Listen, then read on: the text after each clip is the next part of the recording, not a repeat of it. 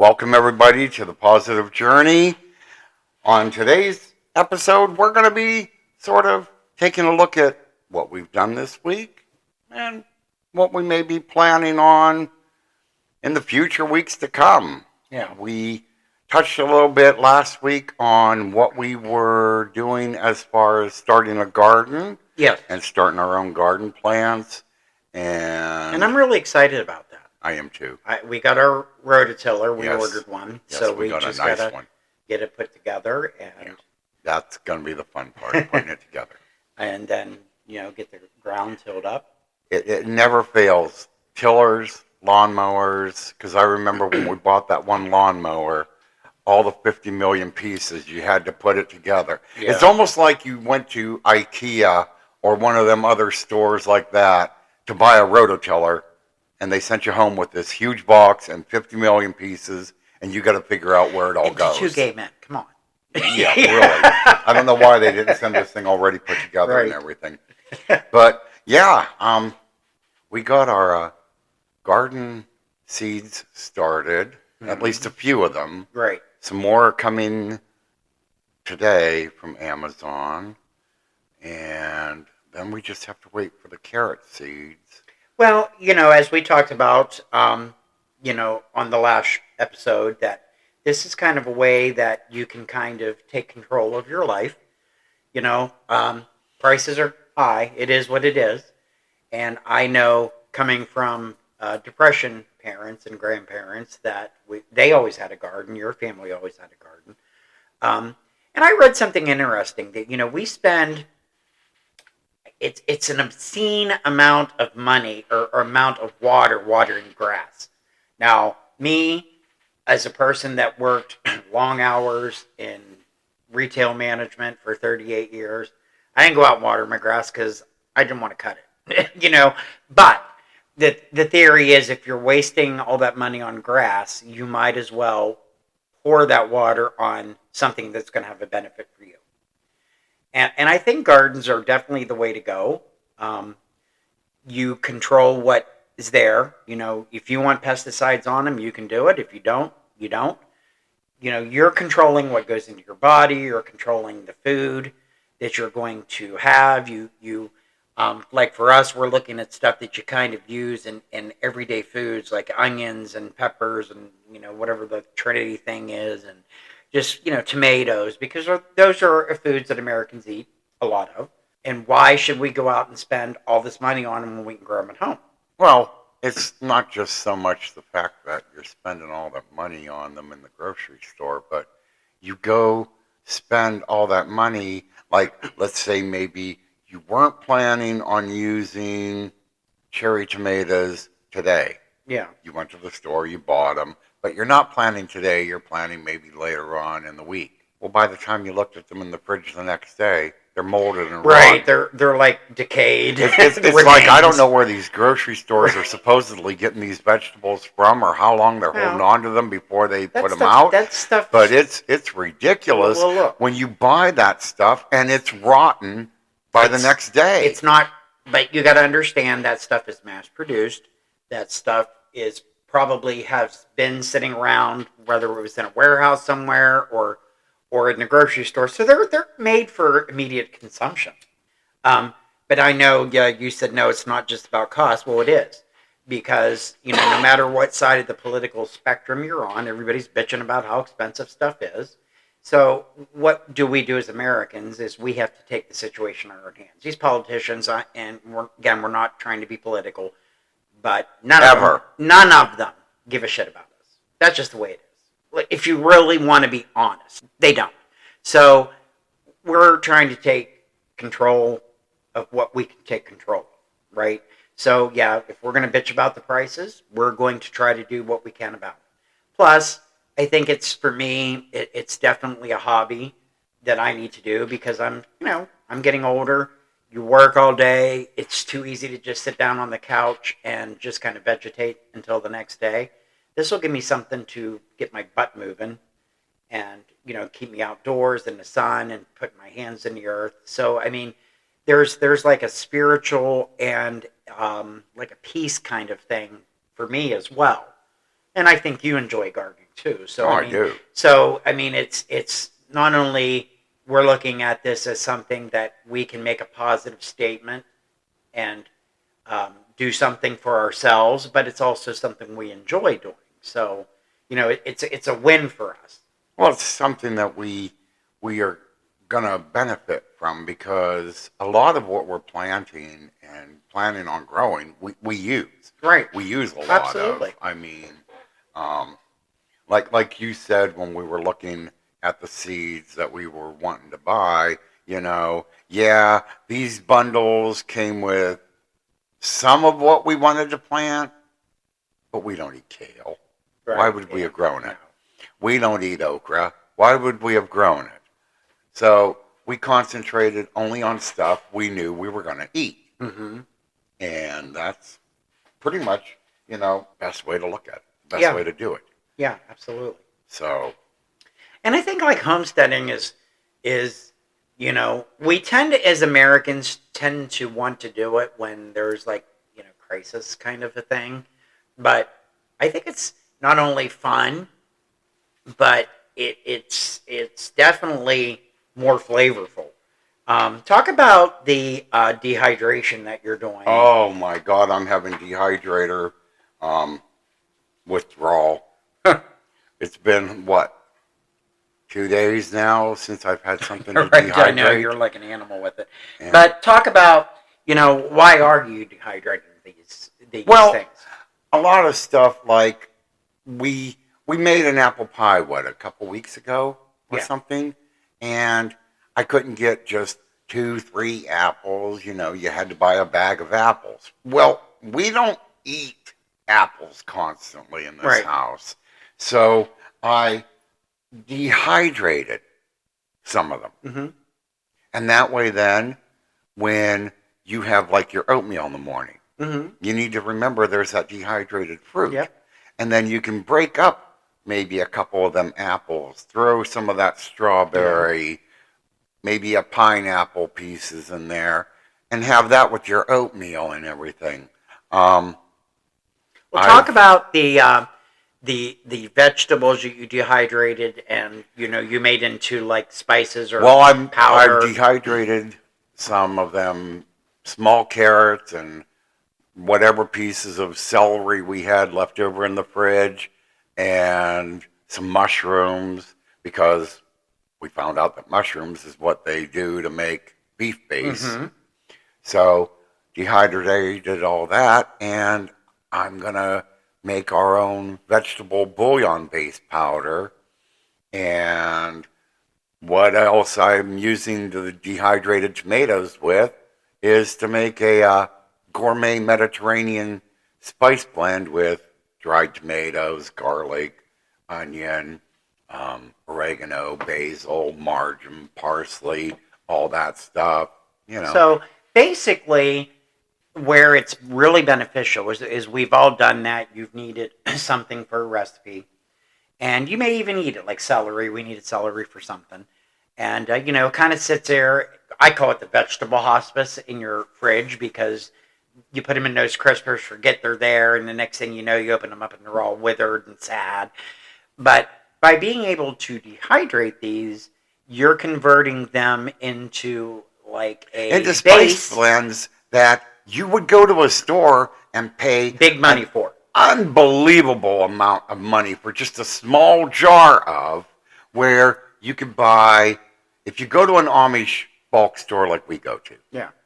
you can buy like your bulk oregano, your bulk parsley, your bulk basil, your bulk marjoram, all that stuff you would need to put into this spice blend for this Mediterranean mix. You just have to go to the store, buy a few tomatoes. I bought 2 big beefsteak tomatoes. Yeah. Started dehydrating them in the oven, took them out, put them in the dehydrator, and let them sit for about a day and a half, I think it was, in the dehydrator. And then we crushed them up, put them back in the oven to toast them down a little bit more to make them nice and make sure there was no moisture on them at all. Mm-hmm. And I'm just going to add the herbs and everything it's going to take to make this mix. And the only thing it really cost me was for the tomatoes. So it's instead of wasting things that aren't going to use, instead of putting them in a vegetable hospice and waiting for them to die, you were able to convert them into something, and your money has not been wasted. Well, and that's with everything you can do with. I mean, you can dehydrate any fruits and vegetables and have them on hand then. All it's going to take is a little bit of water to rehydrate it to use. Right. So talk about if someone doesn't have a dehydrator machine, how can this work for them? The lowest setting on your oven, and I would look it up depending upon what you're dehydrating. But the lowest setting on your oven, Mm-hmm. and you're going to have to leave the oven door open, which means even in the hottest days of summer, if that's the only way you're going to dehydrate something, you've got to leave your oven door open. But you're not wasting. So if you have scraps of vegetables that, like in your vegetable crisper, Yeah. instead of throwing them away, you can dehydrate them in a dehydrator. You can dehydrate them in the oven, and then what do? You take that mix and you grind them. Yeah. Okay, talk about that process. Well, I have the magic bullet that I do that in. The blender, if you have one, is another way of doing it. If you don't want to even do it in the oven, I'd look up how to sun dry. Yeah. So there's definitely different avenues for doing this, and probably, sun-dried, like sun-dried tomatoes. I'm not sure what the process would be, but there's ways to convert this into reuse, so you're not throwing your money away. Now, talk about, yes, what you're going to do. Like, we have a vegetable base for the one, right? Mm-hmm. So what else could you do with some of these things? Like, let's talk about garlic. So, you have garlic that's going bad. You bought it at the store.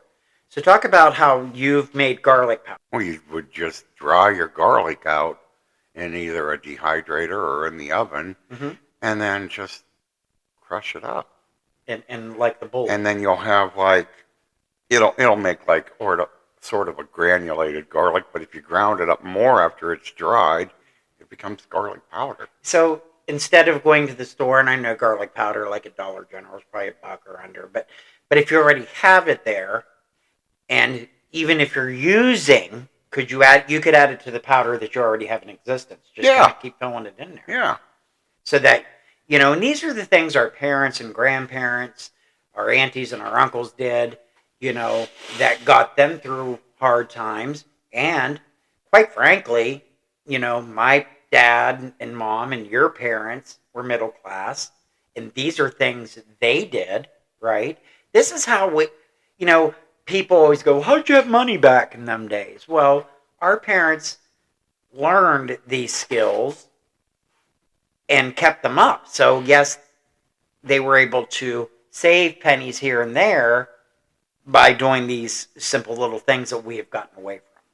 And sadly, I mean, that's something, yes, it may mean that people are going to have to put their phones down or their video games or stuff like that. But in the long run, the point we're getting at with growing a garden is the benefit from it. Mm-hmm. I mean, it's one less thing when you do have to go to the grocery store that you're going to have to spend money on, because you're going to have it right there conveniently.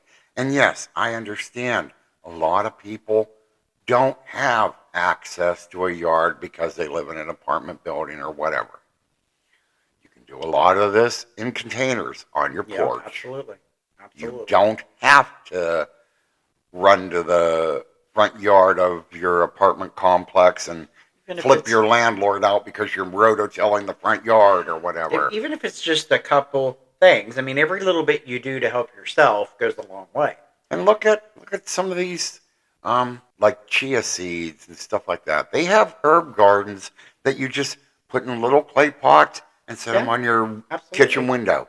absolutely. And then you got fresh herbs right there. Well, I've seen people take like they go to like Lowe's, or if you're crafty, you can make it like a flower box, Hmm. like a window box, in which we were talking about, doing maybe, and you can put your herbs right in there, Yeah. and then you got fresh herbs for cooking. I know people that do like that live in either in town or they live in apartment buildings, and they have like a porch or a deck, and they do tomatoes like in some kind of pot, Yeah. you know. And yes, you may not get a big bushel of them, but you may get enough to really kind of make You a difference. apparently don't remember when we grew cherry tomatoes on the Oh, I back do. porch. I do. We had a load of Yeah, we did. them. We did. Yeah, we did. Um, but I'm finding it kind of exciting to really do this, and just I don't know. To me, it's just exciting to be able to kind of say I'm going to make a difference in my life, and this is the way I'm going to do it. And let's talk about like working people, because it is hard when you work all day, and if you have a physical job. Like for me, my job's not physical like it was when I was in retail. So this might not be as hard for me, right? I might kick my ass because I might be out of shape, but you can get your whole family involved in it. Yeah. You all take your turns. Just everybody kind of take turns Yeah. weeding and whatever. I watched my father work his job, his Hmm. daytime job, and he came home and gardened. I don't want to hear the lazy excuse, Well, it's well, not. I worked all Oh day. no, it's not lazy, and we work. Listen, I work different than my dad did. My dad was a union man. Your dad was a union man. Those kinds of jobs aren't in existence. Not saying they weren't tired, but some people have to work more than one job. So yeah, you're going to be tired. You're going to be tired, but you can get your family involved. I've seen and been reading where like neighbors are kind of, and of course you got to be careful with this kind of stuff. But they do like a community garden where, you know, somehow they're, I don't know if they're leasing a piece of land or they all pitch in. I'm not sure, but there's ways you could maybe look at that Well, too. that's And even something else. y'all I divide mean, everything equally amongst not yourselves. all areas are like the area you and I live in. I mean, we probably associate with two of our neighbors around us, but there are areas, communities that probably get along a little bit better. Well, it's not we don't get along with them, with our neighbors. We just don't ever see Yeah, well, you got to come out of your house to do that. We don't, neither do they. them. But where, yeah, a community garden, or make it like a school project. Yeah. Your kid's school. Get together with some of the parents at your kid's school Oh, that'd and be a try good to idea. start a garden there. Get the Absolutely. kids involved in it. Then they might see eating these vegetables a little bit differently when they are growing them. Well, and that's true too. I mean, I hear like, oh, kids nowadays don't know how to do anything. Well, that's because people like us ain't showing them, Hmm. right? So, make a difference. Teach those kids those skills so that they can learn. You Yeah. know, we, things, those kinds of skills are necessary. They're necessary. Yeah. And we're going to find that they're going to be more necessary in the coming future. So, I mean, we just, learn those skills and put them to use. Yeah, and it is. It's beneficial. It's just Absolutely. something that's beneficial. And I didn't start gardening just to, you know, say, oh, I'm not going to pay them high price. I started gardening because of the joy of it, because Oh, that's what yeah. my dad did. And that's the point I'm trying to say here with going to your kids' school and getting your kids and their parents and everything involved there at the school and starting a garden at the school. Yeah. Check with your Well, teachers see, and we that always first. did. My parents worked union jobs, good union jobs, good paying union jobs. But just like everybody else, my God, a can of tomatoes 30 cents. You know what I mean? Like, so they gardened to offset their money. they're, and then of course they put any money they saved on food into like their vacation fund or whatever. I mean, that's just the way they Plus, did it. you've gotten me hooked on canning, so and we don't always make it to Roger's sale as often as we would Right. like. So, growing our own stuff here at home is gonna help out as far as growing our own green beans and then Yep. canning And our they own taste better. green They beans. taste better. Growing And our then own like when tomatoes and making tomato sauce, stewed tomatoes. Mhm. You don't always need to just make spaghetti sauce or pizza sauce out of your And tomatoes. if you do, that's great. Stewed tomatoes. Stewed tomatoes are used in a lot more Yeah. stuff than pizza sauce and Oh, that. sure, sure, So absolutely. But going back to the sauce, I mean, what's nice is when you do it at home is you get to flavor it exactly how you like it. yeah, And that's so much better because when you open the sauce, I don't even know if you add anything to it or just use it because it was pre-cooked when you made it. But I've at times added. yeah, but I mean, but you flavored it the way we like it. You put in the spices that we like, and you know what's in there. There's not like when you look at the back of a can that you buy at the store, and you can't say Seriously, 20 look at of the the back of the 30 of the can. words. You know what I mean? Like ours is just all natural, so that is healthy.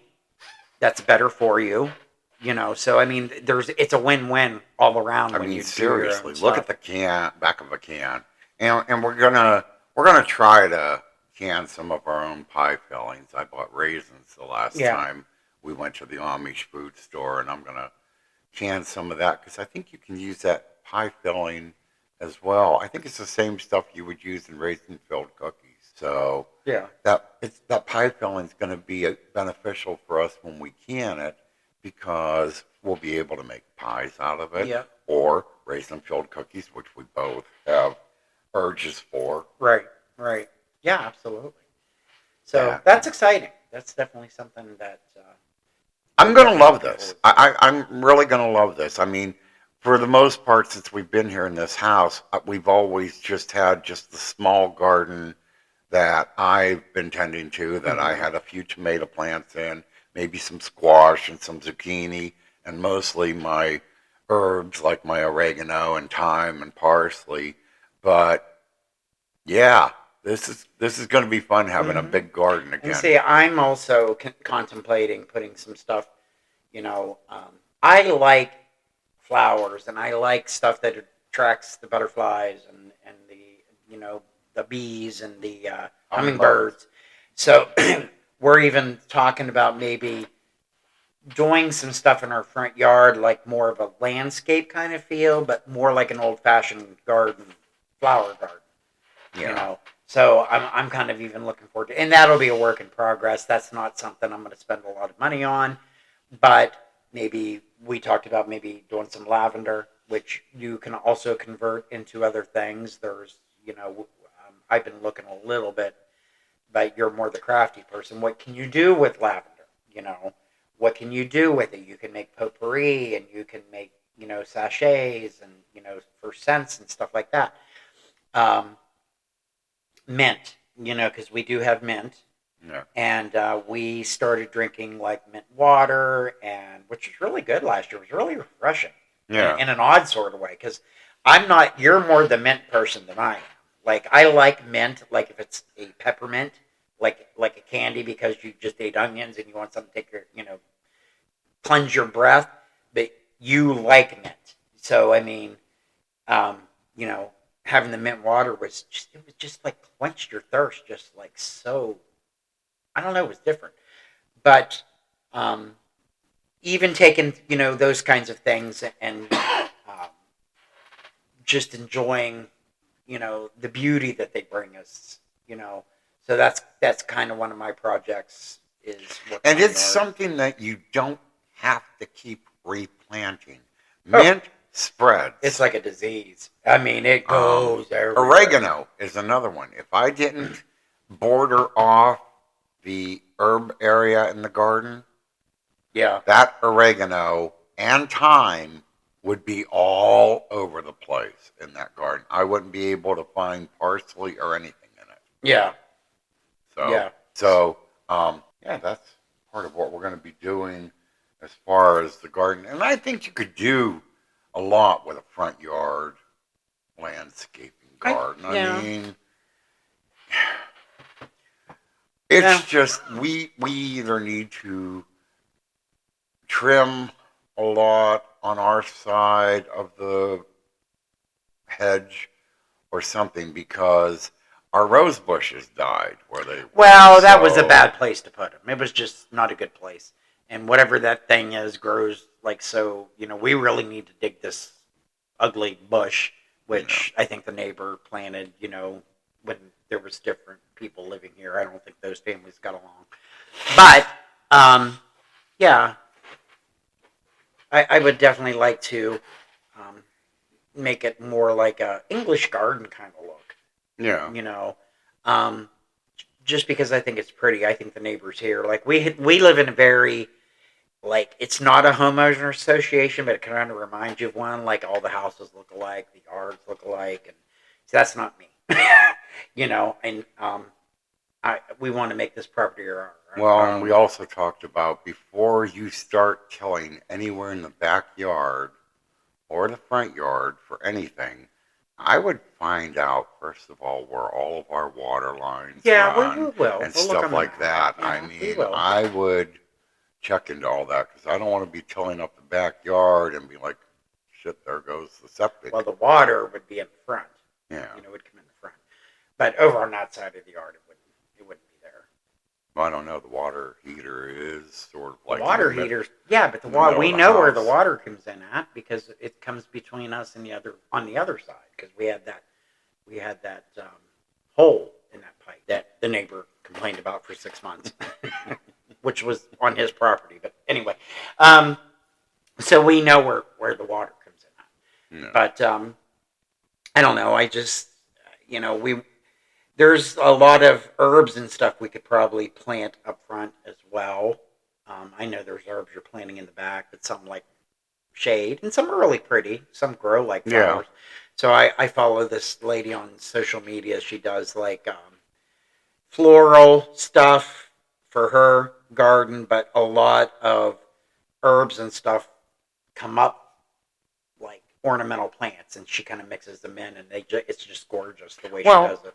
And there are a lot of herbs that are ornamental as well, like lemon balm, which we did plant last year.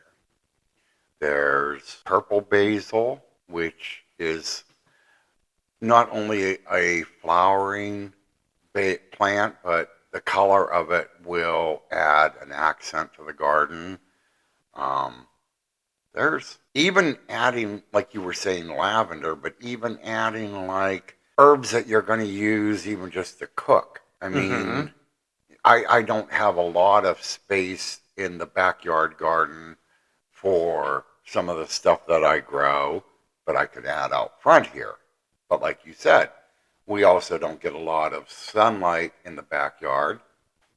It might do better in the front yard. Right. So, right. I know. Yeah, absolutely. So, do you find though that once you get the biggest part to me of doing a garden was always the initial tilling and getting it planted. Then you just kind of weeded here and there and then harvested it. Well, but we're going to take those steps we've watched in a few videos to make sure we're not out there weeding like days like I was when I was growing up. What? No. Well, I mean, we didn't either. We didn't weed for days. Because you weeded once a week.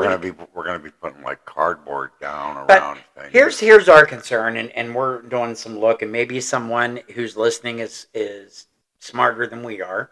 So our house butts up against the woods, and we have a lot of deer that roams our yard at night. So I've heard and we've done that you put marigolds up, it kind of deters them, and onions can deter them. What all do you do to keep varmints out of your garden? Can we go over the whole Noah's Ark? Either send us, give us a comment. Is it, what you do to keep the varmints out of your garden? Can we go over the whole Noah's Ark? It's not just deer. We know there are rabbits. Oh, yes. We've seen an opossum. We know there's a raccoon family. Right. Right. So yeah, we got animals here, and I don't want to go as much as using chemicals all the time to Oh scare no. things away, but there has got to be like ways to prevent them from coming up in the yard, short of putting a fence around the garden. Right. So yeah, comment on what you guys do, or what you have done, or what you believe to be a factual deterrent for varmints, and let us know. I've even heard people taking like their old, because God knows they aren't ever going to make a comeback again, CDs and tying them on strings in their garden, and then when they swirl, I've seen people do that the reflective part with is supposed to tin, scare the or not animals. tin, like the aluminum pie pans, because when the wind blows, it kind of makes a noise. And another thing that people do, and I know they're gaudy and the most godforsaken thing ever on this planet, but getting those steel posted sunflowers that people would stick in their yards that spin around, Yeah. because the vibration of that, Who because it's cares not if it's only the gaudy? above ground things that get into your garden, it's the underground. Well, like it's we have moles and that stuff like that that. freaking mole that lives under there too. So those We don't flowers, the vibration of that in the ground is supposed to scare them off. Yeah. So we may have to get some of those tacky things. Thank God this thing's Who going in cares? our backyard. Well, I used to be one of these that worried about what everybody thought, and you got to fit in with everybody, and all that crap, but not so much anymore. I think part of my spiritual journey was learning to just live my life for me. We bought this house, we pay taxes, and what we do on our property is nobody's business but ours. And if they think it looks tacky, F them. If they think it looks tacky, they need to go look at the one house at the end of our road here. No, listen, I'm being serious. I mean, if I don't care what the neighbors think, I don't care. So, I mean, if we're investing in ourselves and they get all pissy because we have a sunflower up, I don't care. Who cares? And believe me, in our neighborhood, there was going to be people who care, because that's just the way it is here. But I don't care. So, what are some things we are looking ahead to Well, do? work's got a little change for me, so I'm picking up some new territories. We're bringing on another sales rep, so I'm in a new territory. So, like I said, with that being said, I don't know when we can go on vacation and all that. Like, other than the one in June that we definitely have planned, but we haven't really made too much decisions on where we're going to go as far as travel plans. So that's kind of up in the air still.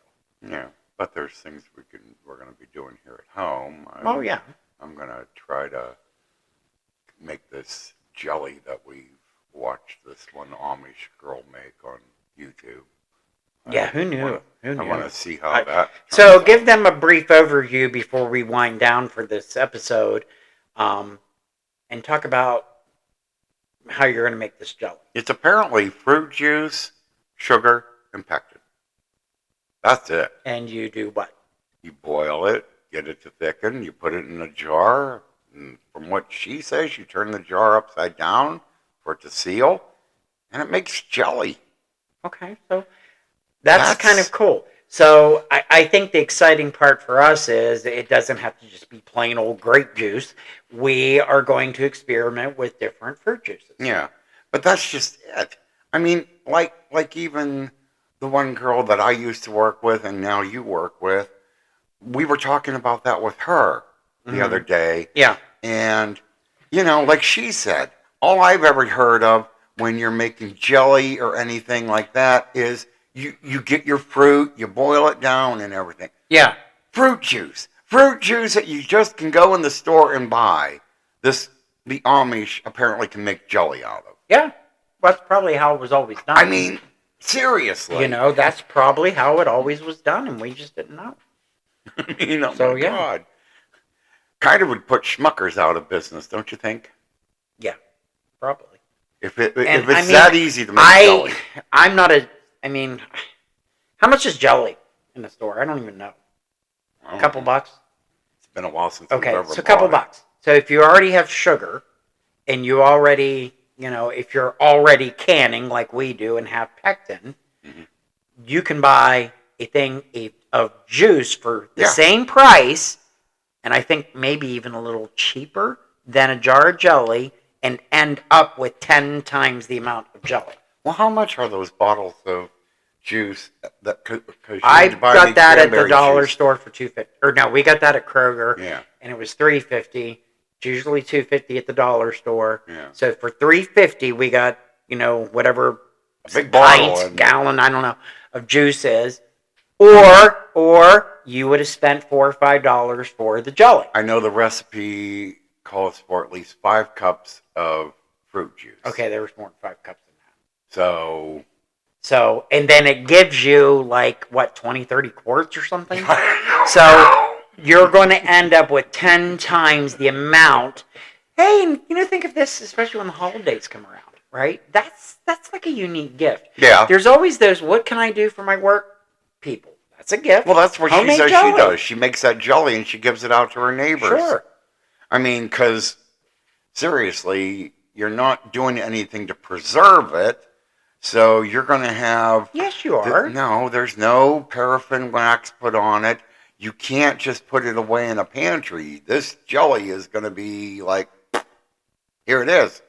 You need to eat me. Oh, but you could can it, though. You probably could. I'd have to look up how to... Well, we're going to do that, because it would take... I am not eating 30 cases of jelly. Yes, you are. Oh, no, I'm not. Making it. Nope. You better figure it out. I will hide it in something to make you eat it. No, thanks. No, thanks. But yeah, we're going to be doing that, and we're going to try making a pie today. Yeah, which a different we got to start doing. Yeah, we got to roll out our crust I got to and start. everything. I'm making the dough. He's doing the innards. But this is going to be an interesting pie. Again, this stuff that never heard of, but the Amish took some of the simplest stuff and made a pie out of it. Yep. Rice Krispies. Seriously. Yeah, it's like a Rice Krispie treat pie. Yeah. Which, on that note, we're probably going to have to start winding down because it's getting late and we got chores to do and things to do. We got maybe an area to clear off for more garden seeds to go up, and we would certainly love to hear from all of you. What are you doing to stretch your food dollar? Are you even planning on making a garden or doing anything this year to do that?